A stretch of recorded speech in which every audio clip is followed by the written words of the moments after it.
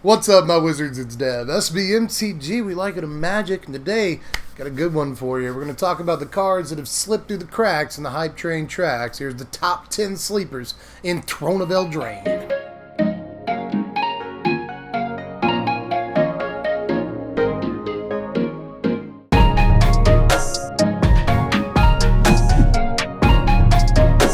And we're back. Haven't had a good intro in a while. That felt nice. But anyway, today, one of my favorite kinds of videos in every preseason, because around this time before a set drops, there's always a bunch of people talking about what are the best cards in the set, and we're seeing a lot of that right now. It's like, have you guys seen Garrick is in the set? Yeah, we know Garrick is in the set. There's a bunch of cool other cards to talk about, but I'd rather take this time to talk about the cards that no one else is talking about. Oh, you're in for a treat. Ziggy showed up. One of the great magic minds. Always here to call me on my bull. But anyway, you're just in time, Ziggy. But yes, I have coffee breath. It's very interesting. Anyway, you're just in time for the honorable mention. Let's talk about Lucky Clover. Now, this is down here at honorable mention because I'm not actually sure this is worth skipping your second turn for, and I'm not even sure how much gas you're going to get out of it after you do that. But there's a lot of really cool interactions to point out here. You know, one cool thing that I like is that along with Rosethorn Acolyte's adventure, this can actually generate mana. That's kind of sweet, but there's way more obvious stuff. You know, grab two things with a Brazen Borrower, bounce them, that's nice. Kill two things with a Murderous Rider, whatever. You know, take two wishes off the Fae of Wishes lamp. Like, yeah, that's all pretty sweet. And if you pair these up with just the right cards, I could definitely see a sea of crimson and clover. I went a long way for that joke. Anyway, and all that said, it's down here at HM because even if you can get juice out of this, I'm really not sure it's enough for a whole cup of OJ. Oh, and by the way, just before I get off this card, it also pairs with Merfolk's Secret Keeper for 8 mils at 1 mana to you or your opponent, depending on what you're trying to do in a given game. And Secret Keeper could actually be a sleeper in and of itself. I don't think people are taking that card seriously enough because it's kind of the new Stitcher supplier for blue-black Reanimator decks. So that's kind of honorable mention number 2. We'll give it that. But it goes pretty well with Clover, too. But anyway, let's get on to the actual list here. With number 10, Mirror Maid. Now, there's no shortage of cool artifacts that you might want to copy with a Mirror Maid in the format right now, and it could be good sideboard tech, if nothing else, against the legendary artifacts, because stuff like the Black Cauldron and the Great Hinge takes the opponent a good amount of work in building their entire deck around those cards to actually get them into play on a decent turn, right? But you can just say, like, hey, thanks for doing all that work, getting your Cauldron down, I'll have one of my own. That seems like a pretty cool application for this out of the board, but mostly, I'm looking at enchants in the mirror is what I want to do with this card right now, because one of my favorite, like, stupid applications that you could probably put together with this is either Dovin's Acuity or Disinformation Campaign. I like the idea of playing either one of those on turn 3 and then following up with this on the next turn, getting, you know, that same into the battlefield trigger off the first one that you cast. And then later on, whenever you fulfill the requirement, you can bounce Mirror Maid back to your hand and copy something else if you want to. I think that's really, really neat. But for the most part, we don't have a whole lot of good artifacts or enchantments that just, like, win the game outright if you Mirror Maid combo with them. So this might be the pure definition of a sleeper. It might just be waiting on other cards to join the fray later on. Now, number 9 is a card that might not be the GOAT, but it's pretty gruff, and that's Clackbridge Troll. I actually think I'm coming around on this. I kind of gave it a hard time during spoiler season, although I did admit that it's a crazy card. But at the same time, I mean, all you really have to do, and it'd be easy enough, is like Cry of the Carnarium on your next turn, or Witch's Vengeance, naming goats or something, you know, or like just Ritual of Soot and take out everything. For that matter, that also seems pretty good. Like, if your opponent doesn't have any creatures, it's just ridiculous. And even if they do, it's still gonna, like, draw you cards and stuff. Like, that's fine. That seems pretty decent, you know? Oh, I can attack with my troll, or you can sacrifice your guy and let me have a card. I can just 2-for-1 you right here if you don't want me to hit you with my guy. Now, number 8 is Arcanist's Owl. Now, when it comes to most of this cycle of creatures in Throne of Eldraine, I really couldn't give a hoot, but I think it's wise to take a second look at Arcanist Owl here, because first of all, it's kind of crackling Drakey in a way to me. You know, it's a reasonably stout-bodied flyer for a decent mana cost that replaces itself in your hand when it enters the battlefield. But this will be really nice in combo decks that focus either on artifacts or enchantments or both, and we're kind of seeing one come together already that does just that, and there's going to be at least one other card in this list that fits that theme. So Owl might go pretty well in a deck that's mostly looking to find artifacts and enchantments. It's a fairly deep dig for whatever you're looking for. Might go pretty well with all these legendary enchantments that popped up in Throne of Eldraine. You know, you can't play too many of those in your deck, not only because they're legendary, but because most of them are really cost prohibitive too. So this really takes the strain off of only being able to play like 2 of your big artifact that you're trying to get to, you know. So I kind of like a lot about this here card, not only because I think it's decent right now, but again, Theros drops at some point in the recent future, and suddenly if Devotion comes back, this looks really good in both mono white and mono blue, and Theros was largely based around enchantments last time it dropped, and if that's the case again, well, then suddenly this looks more attractive. So again, if any of the themes present in Theros that were there last time are present again this time, the card just takes a huge, you know, uptick in value. So this one might again be the true definition of a sleeper and be waiting on Theros to come out. But in the meantime, it looks like a pretty good enough card to me. I guess all I'm saying is if you haven't considered Arcanist style yet, then get your head out of your Arcanist. Anyway, let's move on to Folio of Fancies here at number 7. I really like the look of this card. This is another card that I think combos really well with some of the stuff that we have in Standard. They just reprinted Rule of Law, and that's nice. Give your opponent all the cards they ever wanted, but they only get to cast 1 a turn. But we also just saw Deafening Silence got printed in this set. So against control decks and Is It Phoenix and anything that's looking to storm off or whatever, Deafening Silence also a good piece for any deck that's looking to exploit this card. And honestly, Mill looks better every day. We just talked about Merfolk's Secret Keeper, but we already had a few things in this format that look pretty good for the Mill deck. Ashiok, Into the God Eternals, a few other cards. That deck is shaping up, and if it's going to be a real deck, it probably plays a couple of copies of this. Number 6 was not on the list until like this afternoon, but I couldn't keep it off any longer. Piper of the Swarm. It's got to be here, y'all. I mean, it's only 2 mana. Just a 2 mana investment for, you know, a card that can make a rat for you every turn is actually kind of nice, just on its face. I think that that's my favorite part about this card, and I don't think it should be underestimated, but, I mean, I guess you have Burglar Rat, like Mad Ratter if you really want to do that, but I don't think you have to. And in Historic, I guess you have, like, Rat Colony. This might actually slot in pretty well, obviously, but have fun with that, kids. But just in current Standard right now, I think that a 2-mana thing that makes a guy every turn is something that you probably want to not underestimate, but especially if you can get 3 rats in play and just start like stealing stuff. It's crazy. That's a crazy card. Your opponent probably has to answer this at some point in the game, or they're gonna be in trouble. If they're a control deck, they're gonna get overrun with creatures, and if they're, you know, playing creatures whatsoever in a mid-range or aggro deck or whatever, they have to answer this, so they're gonna get a guy stolen, and at that point it's like ridiculous value. So I actually think people are overlooking the crap out of this card, and it's way better than you think. Number 5 is a card that a lot of people think is pretty bad, but I think its impact might end up being pretty big. You'll see what I'm doing in a second. Wicked Wolf here to head up the middle of the list. This is kind of, it's like a Ravenous Chupacabra, sort of. You know, it's a Ravenous Chupacabra that takes out stuff usually smaller than it, but it can take out like 3 toughness stuff as long as you're willing to just cast a 4-mana sorcery speed removal spell, which you'd never put in your Standard deck, but it's nice to have access to, along with a 3/3 body that can kill stuff smaller than it, and occasionally even eat a food token. But I'm not actually sure how much the card needs to be able to do that to be good.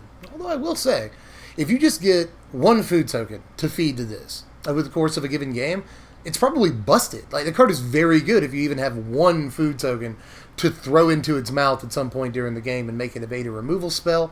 Or, you know, when you play it, take out a 4 toughness guy and it lives to tell the tale. That's going to be important. So, yeah, food is good with this, but I don't think you necessarily have to have food to make, you know, a 4-mana 3/3 that kills anything with power toughness 2 or less. When it ETBs, a good card. That seems like a pretty good card to me. I mean, give it enough time to worm its way into decks, and I think that maybe there might be no rest for the Wicked Wolf by the end of this. Came up with that pun on the spot. You can probably tell because it was very bad. But number 4 is Dance of Zamals. Actually, I think this card is awesome. Like, really awesome. And I have seen it show up in a really wonky Esper list that I saw on Twitter the other day. But aside from that, I have seen literally 0 discussion of this card whatsoever. And I think that's a crime. You see, your boy here is old enough to not be saying your boy. I should never say that unless it's ironic. I said it ironically. I'll hide behind that. But I'm also old enough to actually remember Urza's standard. And it's actually like one of my favorite standards ever. Other players from that time period talk about how broken it was terrible, but I like broken.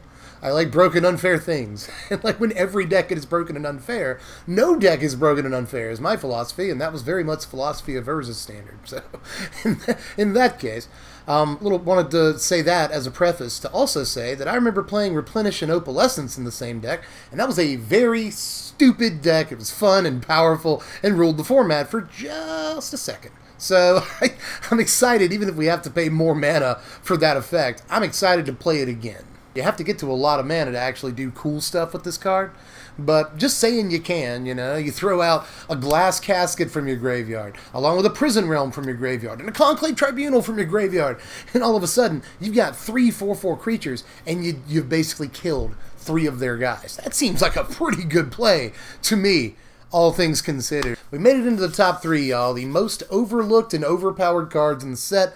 Start with number 3.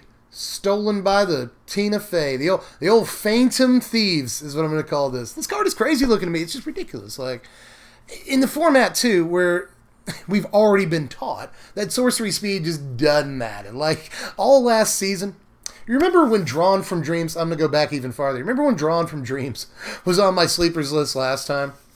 And then it became a played card, mostly because we had Teferi, and like my whole reasoning was like, oh, Teferi can cast Drawn from Dreams at instant speed, so the card's probably good. That's exactly what people did with it. That's what people are going to do with Stolen by the Fae. I'm going to call it right now. I mean, the sorcery speed just means nothing. It means zilch on this card. The fact that you'll be able to do it if, again, you have Teferi in play on your opponent's combat step or at the end of their turn makes this card look super dangerous to me. I mean, like, take the biggest thing off their side of the battlefield on turn 5 or 6, and you get yourself 3 guys, and then you just get to untap on your next turn with counter spells and removal up, and it just looks disgusting to me. So this could just be like a finisher, you know? Like, people talk about Lochmere Serpent as the control finisher in this set. I don't know, kids. Take a second look at this, because Teferi enables all kinds of just balls-out wackiness with this card that, in my mind, is entirely unfair, because like a Secure the Waste or a March of the Multitudes where the creatures fly, that's good enough, but when it also returns your opponent's, 5 power, 5 toughness thing to their hand, that seems delicious. So I'm thinking this card will probably do something. Now my number 2 is, I think, the single most overlooked card in the entire set. In terms of its power level, I think this card is just extremely powerful, and people have mostly glossed over it. But that said, it's still not my number 1, because I don't think that it's the most powerful card at the end of the day on the list. But that said, let's get to it. Number 2 is Slaying Fire. I've discussed this card with a couple of people, and they've been like, what card is that? I don't know what you're talking about. That's because nobody knows. I mean, I know there's some people with their eye on this, but for the most part, the hype train left this way back at the station. It's still carrying bags. It's like, where did you guys go? I don't know. It's like, this card is ridiculous, and people are mostly, by and large, talking about like the legendary artifacts and some of the planeswalkers, like Oko is getting a lot of press, Garrick's getting a lot of press. I mean, yeah, the big cards are always going to be the big cards, and they're always going to receive the most mentions and, articles and stuff like that. The most people trying to brew around them. But in this case, I think this is just a purely great Magic card that almost 0 people have paid any actual attention to. I mean, this is Char. In mono red, this is Char with literally no downside. What are you thinking? This is a good freaking Magic card, and it's probably going to see a lot of play, mark my words. Yeah. You can tell I'm right when even Ziggy agrees. He's usually right there in my face to let me know when I'm wrong, but that sounded like an agreeable meow. I'm pretty sure.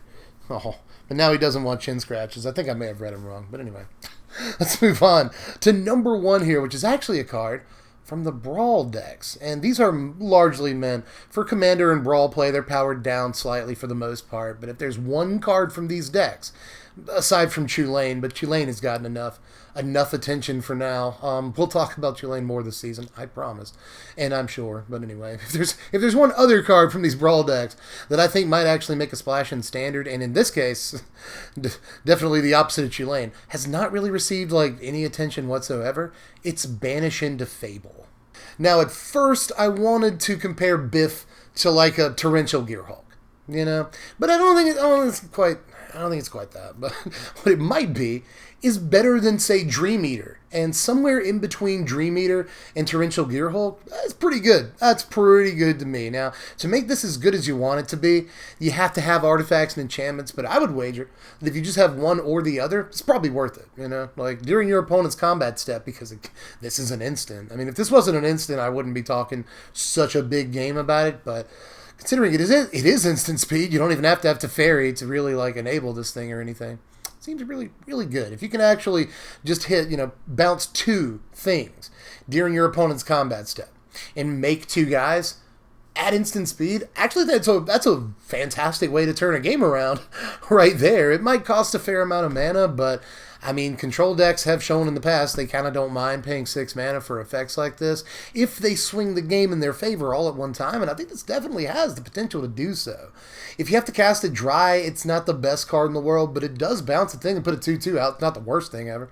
That said, if you do have an artifact and an enchantment, bouncing like 3 attacking creatures and getting 6 power worth of stuff at instant speed is just a dream play. So again, in this artifacts and enchantments deck, I can see this being a great card, but also just in your standard control decks that are going to play stuff like Prison Realm and Glass Casket, it's going to be fairly easy to enable both modes on this, and at that point you've got yourself a really powerful control finisher. So I really like the look of this card, and I've seen very few people talking about it, and I don't understand why. This looks far more powerful than just a brawl deck card to me. But that's my list. Top 10 sleepers in the set, and it probably could have been a top 15, Just let me know anything you think I missed down there in the comments section, but do keep in mind, we're doing a top 50 list in a couple of days. So anything you really like that you think I overlooked here might have been good enough to me to put on the serious boss list. So stay tuned for that in a couple of days, but do let me know if there's anything you think is well under the radar in this set that people aren't talking about, I wasn't able to bring up here. Aside from that, like the video if you enjoyed it, sub for all the contents, make sure you hit the bell for the notifications because we got the top 50 plus deck techs coming up really, really soon. Check out the Patreon, link in the description. $1 a month is all I ask, and that lets you vote on what decks you want to see first this season. First poll comes out in just a few days. You want to be a part of that, so hit the link and do the things. But aside from that, I guess the last pitch I have to make is if you're interested in any of these cards, you want to speculate, you think I might be right here and there, maybe on a couple of them, then just click the first link in the description, go over to TCG Player, and I'll have all the cards on this list and pretty much anything else I may have mentioned in a handy-dandy list form for you, so you can pick up any individual pieces you might need at the lowest actual prices on the entire interwebs. But anyway, I think that's it. I'm pretty sure that's all I got. We dangerously close to Throne of Eldraine standard season at this point. So let me know if there's anything you want to see down there in the comments section, and I'll mull it over. I'll think about it. I'm interested in what everyone is interested in seeing. So we'll get to it. We got a lot to talk about in the coming weeks, but I guess for now I got to get out of here and edit this video. So I've been Dev from the Place. Thanks for watching, my wizards. Spread love and be kind.